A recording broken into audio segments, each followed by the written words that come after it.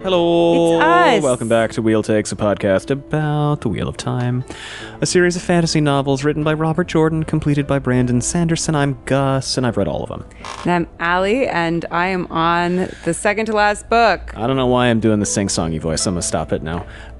This podcast contains spoilers for everything Allie's already... I like your sing-songy voice. Everything Allie's already read, which today includes everything up to and including The Gathering Storm chapter... What, Allie? Oh, 4? 4. Nice. That's right. How you doing?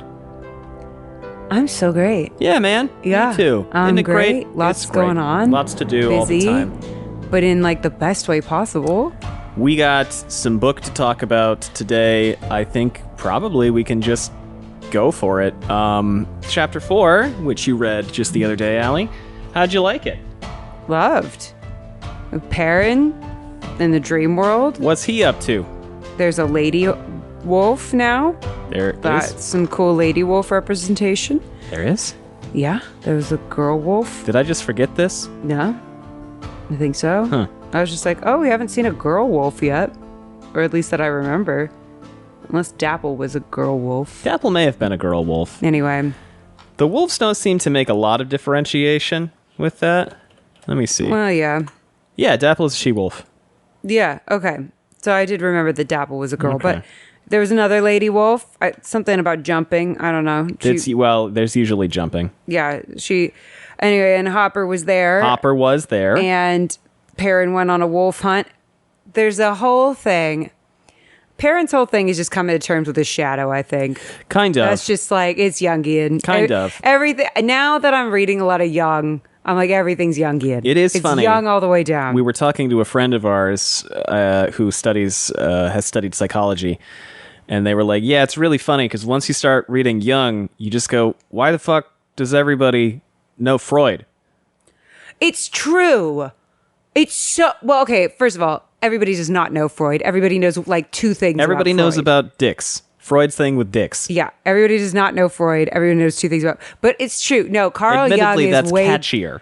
Carl Jung's work, I think... Well, first of all, I think they were friends, and then they had like a big falling out at one point. I'm pretty sure like it's something that would be... It was like a big problem. They had a big friendship falling out at one point. But yeah, Carl Jung's individuation process to me is so important, and we don't talk about it enough. Mm-hmm. Or maybe we do talk about it enough, and I'm just new. But well, we are. You know, the good thing about being alive is there's new stuff you can be. I was talking to my parents. My parents are in their 70s, and I was like, oh yeah, I can't believe it took me this long to discover Meiko Kaji, and they went, who? I was like, Meiko Kaji, you know, the actress, and they went, oh yeah, who? And then we showed them Meiko Kaji films, and they went, I can't believe it took us this long to learn about Meiko Kaji. Well, that's the thing is, you know, there's a part of me on my like, you know, journey where I'm like, I'll be talking to somebody and they're like, yeah, I had that realization when I was 10 or whatever. And you're like, all right. But then there are other people that never learn it. Right. You know what I mean? They never learn how to have healthy friendships or whatever it is, right? That you're learning to have right now. So it's like, there is no timeline. Time doesn't really exist. And like, your soul is learning what it needs to learn when it needs to learn it. Right. So who gives a fuck? Right. But like, yeah, I don't know. I'm like, we're always so hard on ourselves for not knowing things. And it's like, well, you realize that you're not here to know everything. Impossible. That would be impossible. Can't be done. But anyway, so Carl Jung's whole individuation process with like the shadow and the inner child and the like masculine and the feminine, Yeah, we've touched on this with Perrin before. Awesome. Yeah. But yeah, the Perrin's whole thing is like coming to terms with his shadow and being like, okay, I'm okay with the fact that like this aspect of myself exists, because when you try to push it away, you make it worse. Like, I think that's gonna be kind of where it ends up. It's like, no, fought it so hard it took over. Like when you're unaware and unconscious of your shadow, that's when it takes over. Well, Perrin is also associating wolf equals negativity no matter what. It just occurred to me is the other thing, right? that they call the dark friends in the IEL Waste Shadowrunners. Shadowrunners, yeah. That's sick. Yeah. Perrin is also assuming anything wolf-related is violent, ergo negative. Well, because the shadow isn't inherently negative, right? Like, aggression is not inherently negative, like, because you also use aggression to, like, lift barbells. Well, or Perrin's whole thing, you can use or stand up for a friend. You can use a hammer to do good or bad things with force. Exactly. It's like, or an axe, for example. Yeah. Like an axe, you can, build stuff and like do things that you need to do. Like nothing is inherently bad. It's just awareness. It's just bringing awareness to your patterns and go like, oh, that, and not letting yourself make your own life worse. That's a lot of it. Like so many people make their own lives worse by being unconscious.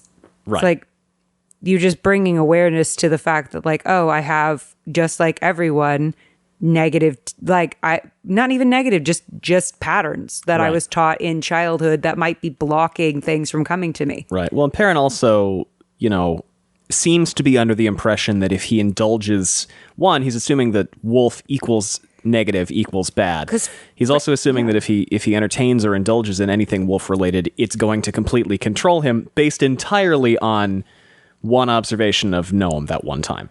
Well, I mean, I think I've been thinking a lot about like masculinity lately and how many of my male actor friends talk about how they have difficulty accessing anger. Mm-hmm. And I was like, I think it's or like, certain other like aspects of themselves because they've created kind of a block around it. And I was like, oh, that's really interesting because I think there's like this fear in certain men who are good guys, right? That they'll be that guy, right? They'll be violent or brutish. Which is a big Perrin. Awful. That's the whole Perrin thing, too. Yeah. Yeah. And I think it's really interesting because it's like, oh, okay.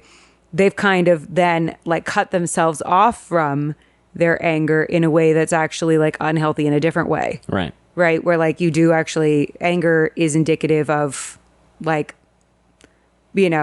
injustice or, like if you're deadening one emotion, you are by extension deadening all of them. Right. So it's like you have to feel your feelings.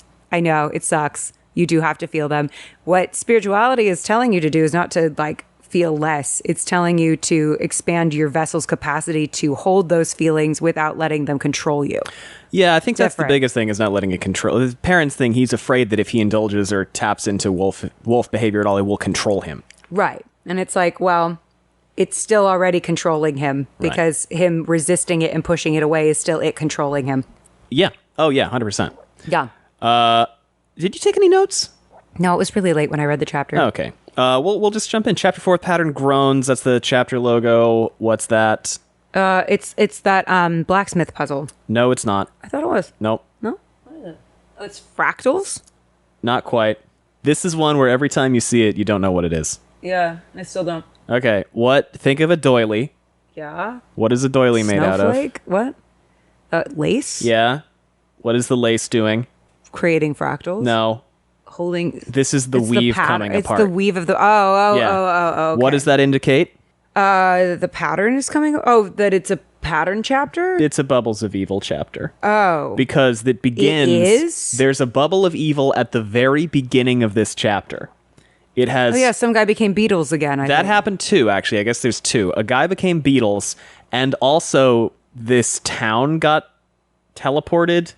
Oh, sure. Up here, right? Or is that next chapter? The Blight. It's the Blight. Yeah. The Blight is now down. There's a weird Blight south. thing. Okay. Yeah. So basically now the Blight is like traveling, like teleporting to places. Well, there's this whole village teleported here. This blighted village teleported here. Yes. We'll talk through this. Perrin, how's he doing? Again? He's all right. He's terrible. Well, like, I feel like I have to say he's all right because, like, before when his wife was missing and stuff, it was a lot worse. So I feel like he's doing better than he's been doing. Yeah, sure. I get, right? I mean, like, there's some guys, like, he's got a lot of people to feed and stuff. But he's able to actually feed them because Taviran. Yeah. Yeah. Oh, right. Like the food isn't going bad for him like it is Everybody for everyone else is like, oh, our food's rotting. And he's like, It is? Really? That's weird, man. You're telling me That's that weird. food has been rotten? Wait a minute. It's funny, because like I think we joke a lot about all of the men in this series running away from responsibility, and we talk about that a lot. But in Perrin's case, it's interesting because he's kind of just, I'm not going to keep using psychology terms because I think that I don't need to do that. But Perrin's whole thing is he's kind of just like refusing, let's put it in Hero's Journey. He's still refusing the call. You know what's really funny is, again, we're going back to Jung. It's very. I'm trying not to. I know. I'm trying not to. Now I'm so into it, and this is who I am now. Okay, I'm sorry. This is who I am now. You go on a spiritual awakening for 1.5 years, and this is who you become, and it's awesome, and I love it, and everything's awesome. But it was terrible, and it was also awesome. Right. Like 0 out of 10, 10 out of 10 right, at the same time. Right. But like, okay, it's very wounded masculine. Perrin? No? Yes. Yeah. Well, all the boys. Yeah. All the boys, like refusal of the call, running away from their responsibilities, shutting down their emotions. That is all wounded masculine behavior. Mm-hmm. Right? Like the rejection of leadership and stuff. And then you think about the women and how we've talked a lot about like, it's like the women have to fight for everything and like la-di-da-di-da. And I'm like, it's giving wounded feminine. Yeah. It's giving wounded feminine. And it's like, ooh. And of course, these are not binary. Right. We're not discussing this in... Well, because one of the parts of individuation is integrating your masculine and your feminine selves. Yeah. So it's like, it's a polarity, but it's a polarity that exists within the self. Right. And not in a gender binary way. No. No. It's the essences. Right. So it's giving, in a way, wounded feminine because they're not able to step into their receptive energy. And part of that, I think, has to do with the fact that the masculine and feminine energies are out of balance. Right. And so it's like the women are being forced to step into like a role in which their like masculine selves, they're overcompensating. they have to overcompensate for the wounded masculine, and Right. that makes them irritable. Because it's like they're having to take on all, like we see it in a marriage when there's one partner that has to take on all of the fucking planning, mental load, responsibility. They become irritable. They become fucking sick of the other people's shit. They're not like playful. They're not having fun. They're not in their receptive receiving energy because they can't be. And so that creates like resentment and all kinds of shit. Right. And again, I just want to emphasize this is not, traditional gender roles. Women should be submissive. This is not what that is. It's that when you are, the reason why it's important to step into both your masculine and your feminine energies is if you are out of whack with either of them, bad shit happens. Right. Right? Like a woman who is not able to access her masculine side also has a problem. Right. A man who is not able to access his feminine side, which we're seeing a lot of nowadays, is a massive problem. Yeah. Right? So it's like, no, part of your individuation process is coming to terms with your masculine, your feminine, your shadow, and your inner child, and how they, work together to create what you think is your identity. Right. Right. And your subconscious and conscious behaviors. Well, and Perrin's thing too, to drill down a little further there, Perrin, what keeps coming up for him is he doesn't actually know what he's striving towards, right? Right. He keeps on finding himself in these situations where, he has these dreams about he's forging as fast as he can, and he's hammering things as quickly as he can, and he just makes trash, and he throws it away, and he starts hammering again. He doesn't know what he's trying to make. Well, that's so interesting when it comes to like the oh my God, there's so much to unpack here. Yeah, that's so interesting when it comes to like the creative process. Yeah.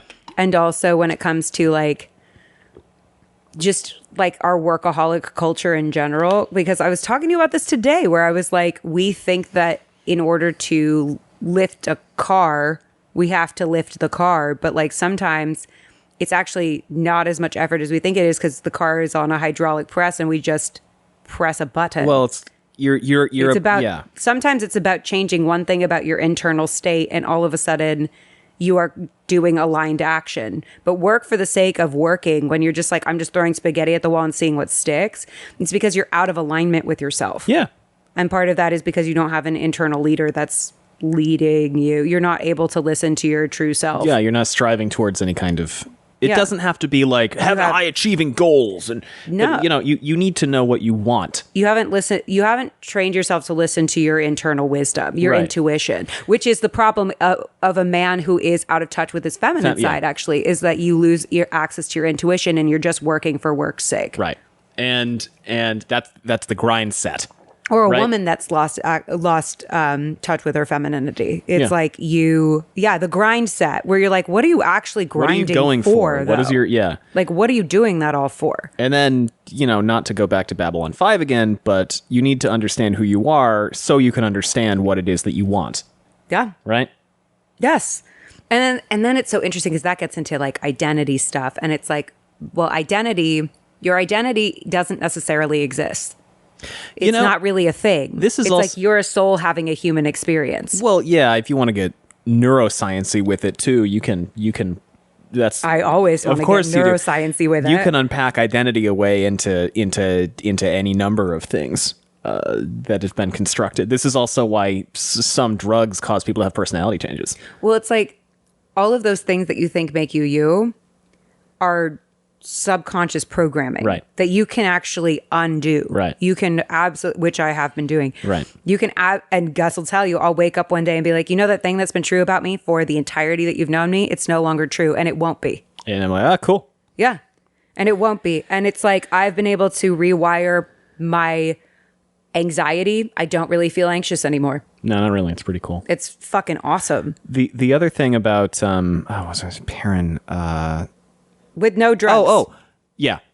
Rand. The thing about I was gonna say Rand, because Rand's whole thing has been this repression of who he is and this idea that he has to do these things while not understanding who he is and not wanting to do them. And then he kind of did like rapid fire shadow integration all at once. Yeah. Which sometimes, you know what? People were like, oh, it happens that fast? It can. It can. It doesn't happen that way usually, but it can. It can. Jesus. Like, I mean, healing's a spiral, right? Like, healing's a spiral. Yeah, and so, sometimes you come across the same issues again in a different, outfit. And you're like, I'm back in the fucking building again. Yeah. And it's like, that's okay. Because a lot of the time, that's like, things will get sent back to you in a way where it's like, how healed are you? Yeah. Like, are you going to tolerate this again? Or are you going to transcend it?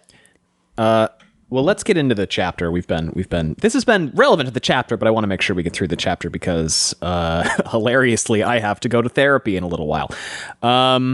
Not hilariously, awesomely. Hilarious because of what we're talking about. Yeah, well. Perrin, what is it? Perrin asked, trying to ignore the sharp scent of rotting meat. He couldn't see any corpses, but by his nose, the ground should be littered with them.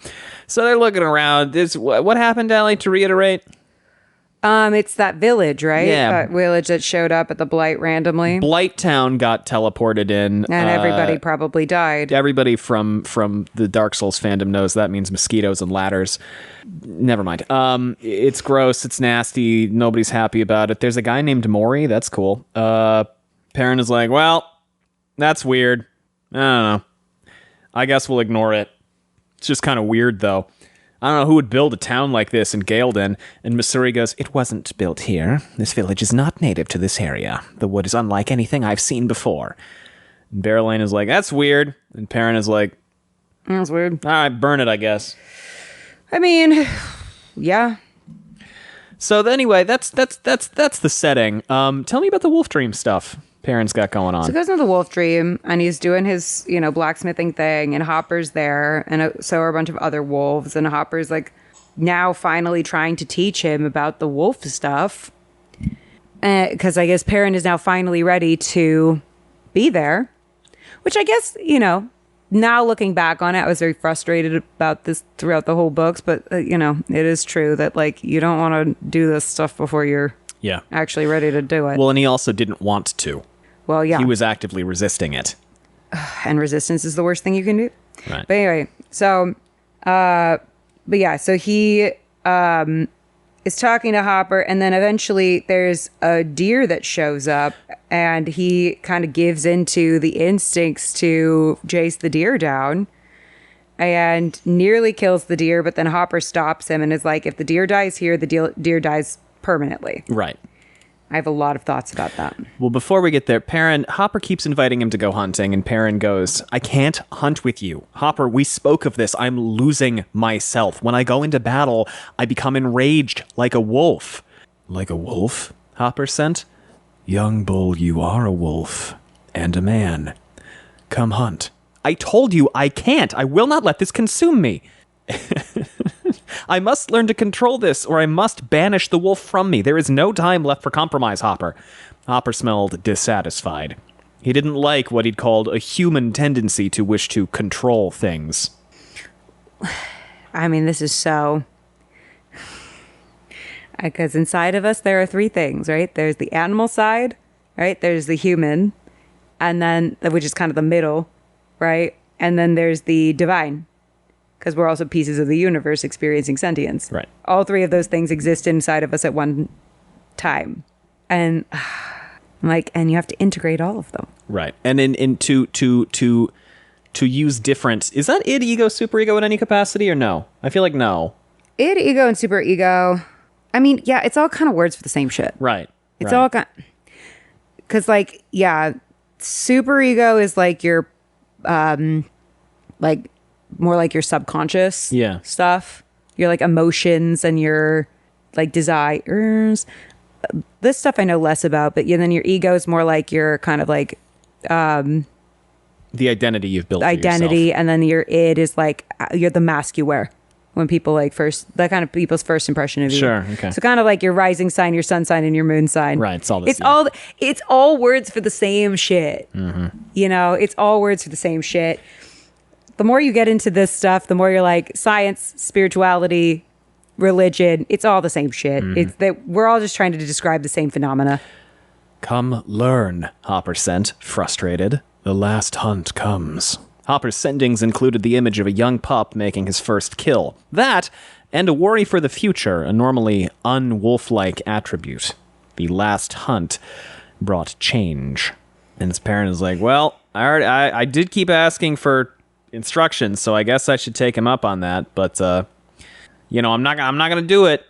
I'm not gonna let go. I'm not gonna lose myself. And what is the self? Perrin is like, Hopper's like, that doesn't mean anything. What do you think that means? It's like, oh no, I'm gonna lose myself and become young bull. You already are. You literally are young bull. It's like you are young bull. You will always be young bull. How can you lose young bull? Look down and you will see his paws beneath. Bite and his teeth will kill. There is no losing this. It is a thing of humans. The same empty words over and over. And then he gets up a hammer and a knife and he's like, all right, let's do it. And Hopper's like, what the fuck are you doing? What the fuck are you doing? And he sends an image, I like this, a bull ignoring its horns and trying to leap onto a deer and stomp it into the ground. Yeah, you're trying to be what you aren't. Mm-hmm. And hold on. The most, the highest vibrating frequency is truth. Can you elaborate? Yeah. After the break. Okay.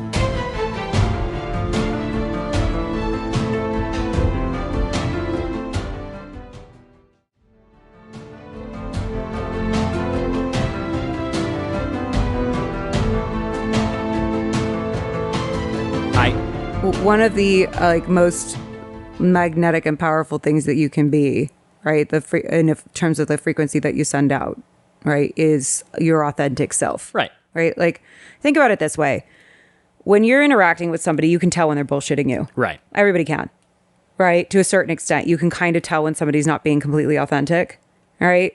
And some people are better at that than others, but it's a frequency that people give off. Right. Right? Or you can tell when someone's desperate or clingy or needy. Yeah. Or whatever. They give off a vibe. It's you can just kind of tell. Well, when we talk about vibes, that's what we're talking about. We're talking about the frequency that somebody gives off. Right, quote unquote frequency, yeah. Right?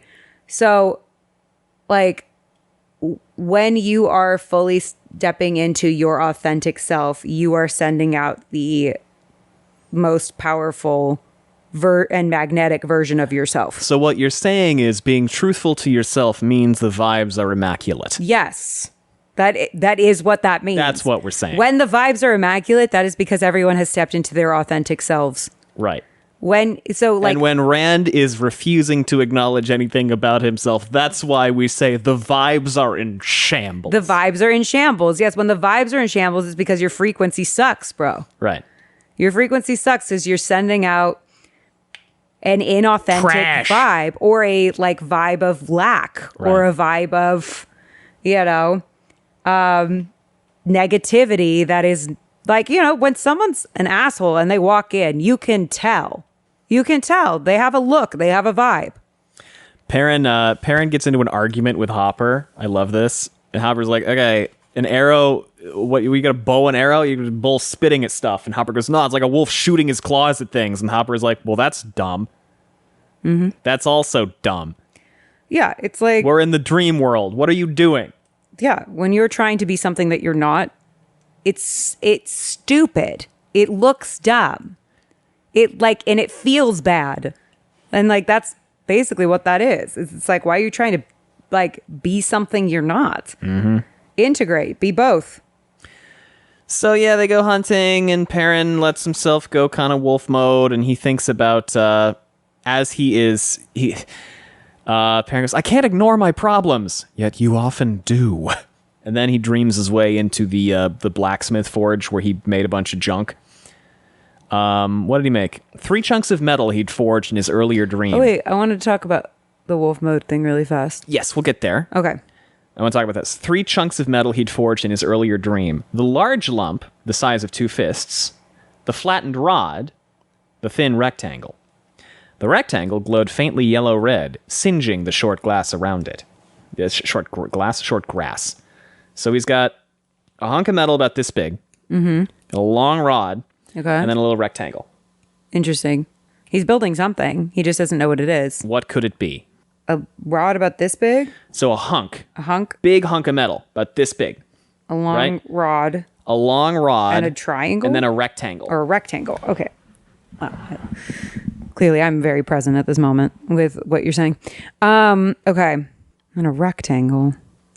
Is it a blacksmith's puzzle? Probably not. Okay. Well, that was...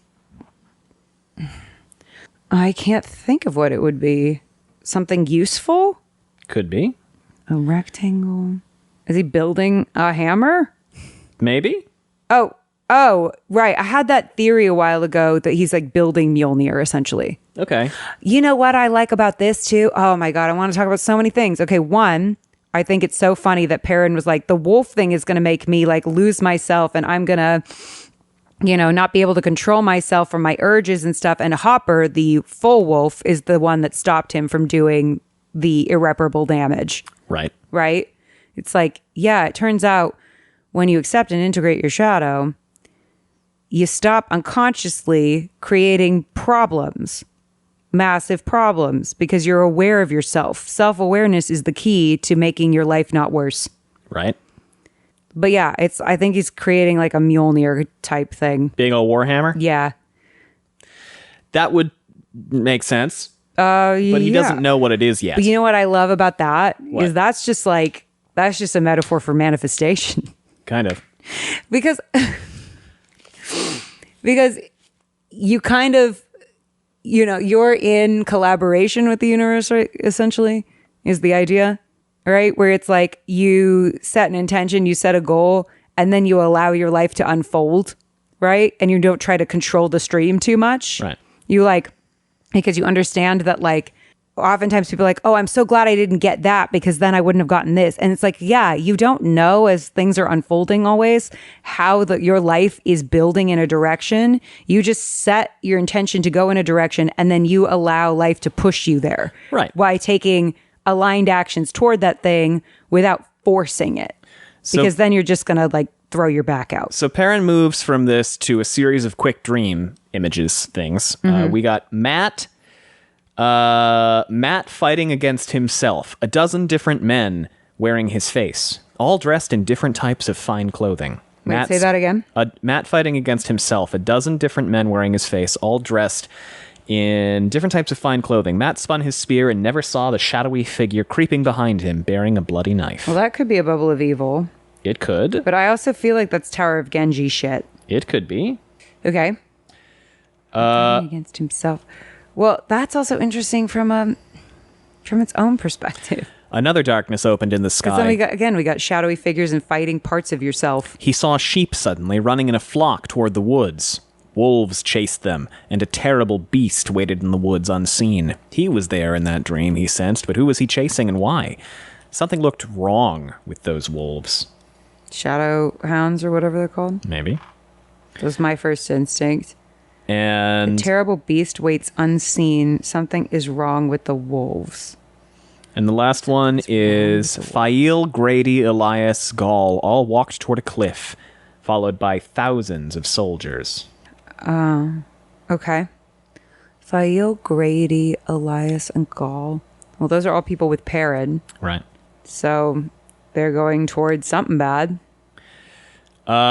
Hopper bounces back and he's like, what the fuck are we doing? Sheep running in a flock toward the woods. And notably, Hopper looks at where the burned metal thing was on the ground, and he sends the image of Perrin, unkempt and bleary-eyed, his beard and hair untrimmed and his clothing disheveled. Perrin remembered the time. It had been during the early days of Fail's captivity. Had he really looked that bad?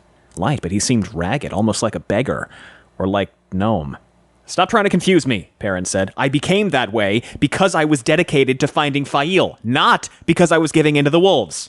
God, there's a lot to unpack with that. Yes, there is. Holy shit. There's no way this man did not read Jung. Anyway. Jordan? Probably. I mean, I don't know. at this point, I just think all artists should read Jung. Anyway, okay, here's my thought. Okay. The three visions all kind of have to do with not seeing the real threat, right? Sure. Well, Hopper didn't react to those. Hopper reacted to where the metal hunks were. Right. I'm unpacking the information in the order that I received them. Okay, yeah. So Matt fighting against himself, right? Aren't we all? A dozen different men wearing his face, all dressed in different types of fine clothing.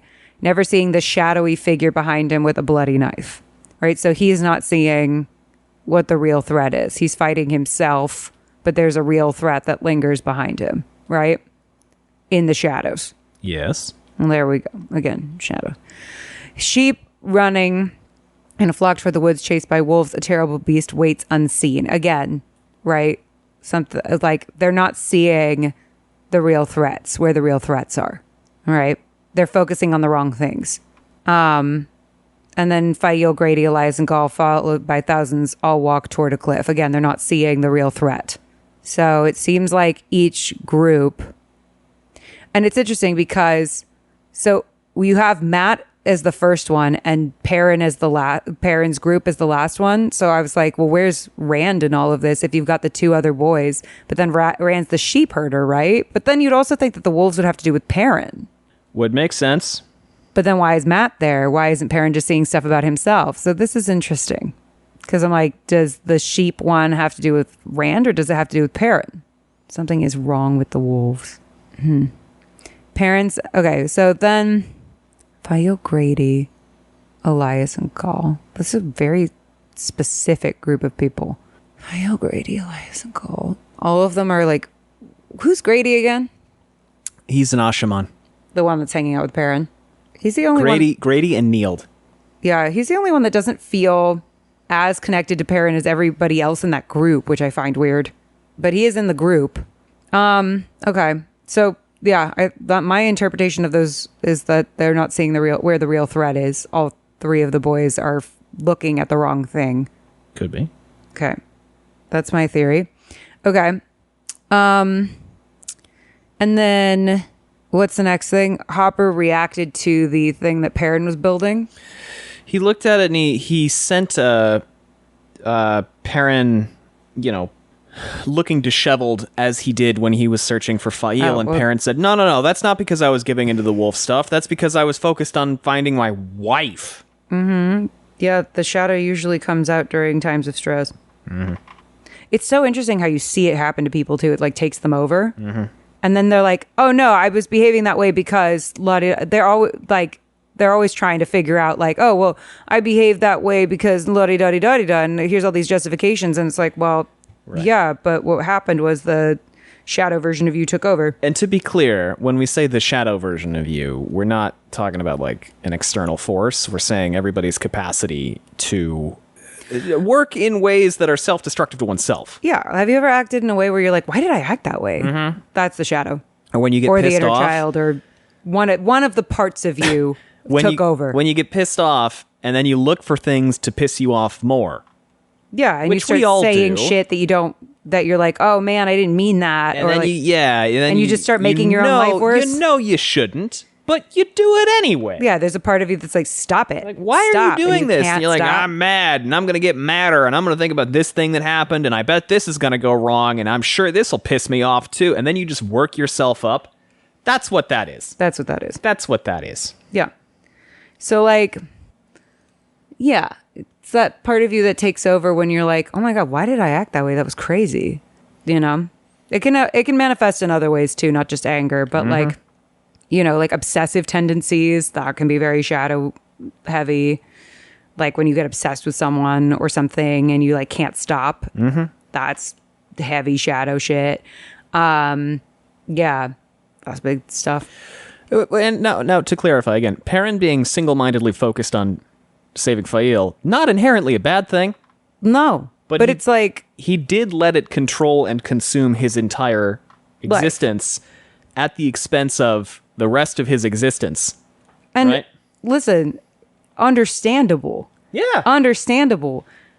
But like such a metaphor for a larger phenomena where it's like, yeah, you can get singularly focused on something, right? Or obsessive, or like, you know, so angry or whatever that it takes over your entire existence. It doesn't mean that it's for however long it decides to be there. Like one of the things about rumination, right, is that that's, or obsession, is that that's the shadow self grabbing onto something or someone, right? Because it's like, you have to learn something from this, and I'm not going to let go until you do. Right.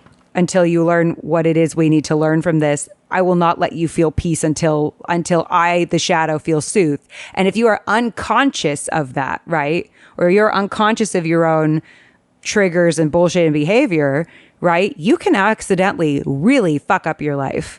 Oh, yeah, it's quite easy. Yeah. You see people do it all the time. You see people do it all the time. I've done it. I've absolutely like fucked up a friendship because I was unconscious. I really enjoy how Towers of Midnight so far has been, let's discuss Jungian philosophy by way of Perrin. It's fascinating. It makes sense. And it's like, you know, and there are plenty of like legitimate reasons why your shadow self comes out. Like your shadow self exists because it's your brain trying to protect you, right? It's your nervous system trying to protect you. And so it, you know, created all these unconscious behaviors in a response to your environment. Like a lot of the shit that is your unconscious mind was formed when you were, from the time you were 0 to 7 years old. Tiny. Right? So it's like, yeah, a lot of your unconscious shit is programming that got put into you before you were fully conscious. Like, so then it's just like learning how to be aware of that. Let's, Anyway, I find it fascinating. It is. So Perrin, he finally goes on this hunt, and they start howling, and Perrin's like, oh, this is dope. And then he goes, no, wait a minute. I can't let myself enjoy this. I'm a man, not a wolf. Definitely can't be both. Definitely not both. And so he starts running, but he's on 2 legs, and he's slower, and he's like, oh, man. So then he goes on all 4s, and he's like, all right, you know what? This is pretty great. They do the hunt thing. They do the stag thing, and then Perrin is about to chomp it, and then Hopper is like, no, this is just for fun. Again, interesting that the wolf, being fully integrated in himself, is the one that's able to stop the violent thing from happening. Mm-hmm. Like he's like, that's not what we're here to do. We're here to, you know, this is supposed to serve a purpose, but it's not supposed to permadeath a soul. Right.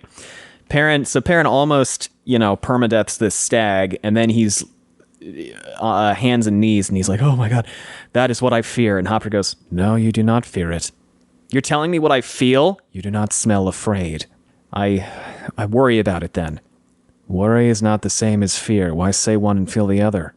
Worry. It's all that you do. No, I also kill. If you're going to teach me to master the wolf dream, it's going to happen like this. Yes. You couldn't make a thing real until you understood its parts. He wouldn't know how to deal with or reject the wolf inside him until he understood the wolf dream. Very well, Perrin said. You have to make it conscious. Bring your awareness to it. No, that's so true. You cannot change your programming unless you are aware of it. You know, this was fun, actually. This is not fun, but this was fun. I have been adjusting and healing my... This is not going to be a pleasant moment, so I'm sorry in advance. I've been adjusting and healing my relationship to death lately. Mm-hmm. An important part of healing. Yes, I have, for reasons that I will not get into here, had to become a lot more comfortable with the concept of death recently. And it's not a pleasant thing to do at first, but then I was in therapy and I kind of did like a 30-minute thing where I basically unclogged this block I had in my head and did 30 minutes of like all-out sobbing on processing the concept of death. And then I felt a lot better. And it's not, you know, I'm not going to say I have accepted that death is a part of life. I'm only 33, and I'm still getting there. But I'm a hell of a lot closer than I was before. I didn't want to do that. It was very unpleasant. I did not enjoy doing that. Now that it's done, or now that that part of it is done, I sure am glad I did that part, even though it sucked. And I remember beforehand being like, I don't want to do this. There have been many things where I've been like, well, I'm going to have to process that eventually, but I don't want to. It's going to suck. And then I did, and it sucked, but then it was better. And so Perrin is this is not the same thing in terms of the exact thing he's processing, but it's kind of the same thing. Here's the thing. This year was with me sitting with a lot of shit, having to fully process like a lot of shit that's happened to me over my life that I put off processing. Mm-hmm. And it sucks. It sucks a lot more not processing it. It sucks a lot more because, one, it made my body very sick because it fucked with my nervous system, right? Process that shit in real time if you can. Because, yeah, it's going to suck. It sucks a lot more to, you'll have to pay that piper eventually. And I'd rather do it while it's happening than do it like I did this year where I was like, let's take everything that's ever happened to you and actually process it right now. I'm glad it happened because it sucks. And then you feel amazing after that. Right. You feel like you are in a period of your life where you are a lot more self-actualized. You feel a much greater connection with the universe and other people and yourself. Like, it's worth doing. It's work worth doing. Yeah. Otherwise, you just make yourself ill. I did. We switch perspectives to Galad. We don't have a ton of time. Do you think this will take more than 8 minutes? No, because there was not as much There's not as much to unpack with Galad right now. How's Galad? He's doing all right. He's actually doing all right. He's got rescued from torture, which is always a good day. He's that's not my phone, and that's not mine your either. phone. I think it's one of the workers' I think phones. one of the worker contractor guys left his phone in. Okay, well, we'll figure it out. We'll let that ring for a second. Perrin, Galad, what's going on with Galad? He is, what is going on? They're gonna go somewhere. They are near, notably, Perrin, etc. And they're camped. Right. And they came upon a group consisting of Basil Gill, the strong man, the lady the strong man loves, not the lady the strong man loves. You talking about Lamgwin? Yeah. Yeah, Lamgwin and what's her name? Yeah, she was one of the... Oh, my God. I haven't thought about her in a while. It's not Amathera, it's the other one. Yeah. She was one of the real... I think it might be Altima. She was one of the Real Housewives. Someone pay me a lot of money for getting that right, if I get it right. If not, then I will not pay any money. Altima. But yeah. Is it Altima? Hang on. I swear to God. Brianna. It's Brianna. Oh. Altima is somebody else. Anyway. So they're all there. Hi, Tadoshin's wife. Can I tell you something? What is this picture? Why does she got her tits out on the wiki? I'm not upset about it, but why does she got her tits out on the wiki? Who knows? So guys, look up Ultima and go to the Watt fandom wiki. All right. Anyway, so then, so they run across this group, right, who are going to go join Perrin. They are, well, no. We learned about this a couple chapters ago. From Perrin. Perrin sent them out to scout. That's right. Remember? He sent some guys out to scout. Before this, by the way, Galad is going around. He's getting stuff in order. He's thinking about Gareth Bryn. Brandel Vordarian comes to talk to him, and what is Galad trying to do right now, by the way? I don't know. He's sending a letter to the questioners and the white cloaks who are working for the Shanshan to be like, hey, fuck those guys, come hang out with me. Okay. His guys are like, that's not going to go over so good. And Galad says, I don't give a fuck. And he is also planning on allying with the Aes Sedai.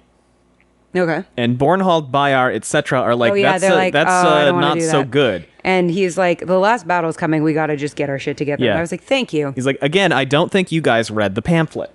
I think you guys may have not read the pamphlet. I think you should probably read the pamphlet. Galad goes, if they are evil, they are insignificant when compared to the Dark One. The last battle comes. Do you deny this? And Harnesh goes, no, I do not deny it. Galad goes, then you should rejoice. For the way is clear. We must fight at the last battle. Our leadership there may show the way of light to many who have spurned us, but if it does not, we will fight regardless, for it is our duty. Do you deny this, Lord Captain? Again, no. But the witches, my Lord Captain Commander. My God. I can think of no way around it. We need allies. Look about you, Lord Harnesh. How many children do we have here? Even with recent recruits, we're under 20,000. Our fortress has been taken, we're without succor or allegiance, and the great nations of the world revile us. Don't deny it. You know that it is true. And they argue about it, and the guy's like, well, you know, it's dark friends. And Galad is like, yeah, my mom didn't like us. You calling my mom a fucking dark friend? There you go. By the way, Allie, now that Galad and Perrin's groups are bumping into each other, who does Perrin have with him? Speaking of... You mean who does Galad have with him? No, who does Perrin have with him? More gays. No, so okay, this is what I want to talk about. This Yes. is what I want, and I did say that they would reunite this book. Did I not? I did say that. So here's the thing. One, Dane Bornhold is about to have a reunion with Perrin. Galad is about to have a reunion with more gays. I find it really funny that Basil Gill and co. knew who Galad was, all things considered. They said they recognized him. Sure. And they did not recognize Morgaze. Basil Gill absolutely Basil Gill came here with Morgaze. Someone didn't recognize Morgaze. Fael doesn't recognize Morgaze. A lot of people didn't recognize Everybody Morgaze. who was not in her original party doesn't recognize Morgaze, but Lamgwin, Brianna, So Basil Gill knows more about the royal families. Basil Gill came here with her. Oh, that's true. And he's from Camelin, so I he's from guess he would have Camelin. seen them more. But still. Yeah, Basil Gill was part of the party that busted her out of Robin's. Oh, I just found it really funny that he instantly was like, Galad. And I was like, but no one knows who Morgaze is? Galad, listen, I this is the hill that I'll die on, is that everybody should recognize Morgaze. People always say, yeah, but you wouldn't recognize her out of costume. You might, but in this case, Galad is wearing what you would expect him to wear. I'm going to tell you this much. I would recognize Obama in jeans. Yeah. Yeah. It's like that episode of House of the Dragon where Emma Darcy wears the Septa's hood, and it's just like, well, that's Emma Darcy. Yeah, I mean, and listen, I get the argument that it's like there's not like, you know, TV and stuff, but still, it's kind of like, isn't she on the currency? You would think, right? Yeah. Anyway, it doesn't matter. We've done this before. They've captured Basil Gill, etc. And Galad is like, you captured them? I sent you to watch the road, not take prisoners. And Bayar's like, yeah, but we got to talk to them. We got to interrogate them and dig into this shit and figure out what they got going on. All right. Dark friends. And Galad's like, God, what is wrong with you? Honestly, Galad, they're not very cool guys you're hanging out Many of them are not. Bornhold, with. Has his moments, but yeah. And he's a trauma dumpster. He's a trauma dumpster. And they're like, this is a lot of dudes. I bet they're lying about where they're from. We can interrogate them, etc., etc., etc. But yeah, I'm gonna tell you one thing though. Galad never would have left the village to deal with the Trollocs by themselves. Basildgil That's not something Galad would ever have done, and Dame Bornhold did. and Lamgwin and Brianna are there. Basildgil does immediately recognize Galad, and they talk. Yeah, I'm Basildgil of Camelin. I've come south seeking business with a merchant in Abu Dar, blah, blah, blah, blah, blah. I gotta go, I know. And he determines that they're absolutely fucking lying about being merchants. And they separate people out so they can question them. And Bornhold goes, hey, we questioned people. We got some information right away. It's a bunch of bullshit. It's armies. And guess what? You know who Perrin is? And Galad is like, no. Goes, should I know who he is? And he goes, yeah, man, he killed my dad. My name is Inigo Daintoya. As a reminder in the book, he didn't. But yeah, you know, it's that whole thing. And that's the end of chapter 4. Thanks for listening, everybody. We have social media if you want to know what we've got going on. It's linked down below. We also have a Patreon if you want to support us that way. It's patreon.com/wheeltakes. You can always leave us a rating and a review if you want. It helps a lot. Other than that, anything else, Sally? Carl Jung. Thanks for listening, everyone. Bye. Bye.